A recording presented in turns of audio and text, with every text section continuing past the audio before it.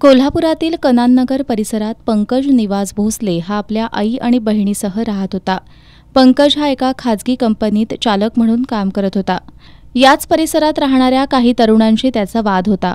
आज दुपारी पंकज कामावरून घरी येत होता. राजारामपुरी पोलीस ठाण्यानजीक असणाऱ्या एका गॅस एजन्सीजवळ आल्यानंतर चौघा संशयितांनी पंकजला अडवलं.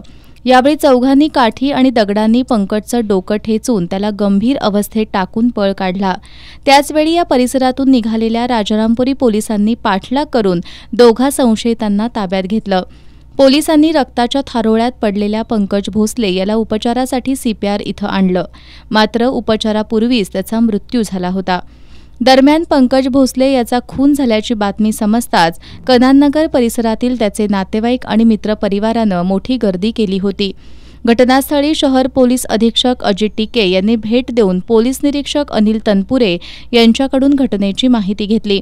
यानंतर अजित टिके यांनी CPRला भेट दिली. दरम्यान पंकज भोसले खून प्रकरणी राजारामपुरी पोलिसात गुन्हा दाखल करण्याचं काम रात्री उशिरापर्यंत सुरू होतं.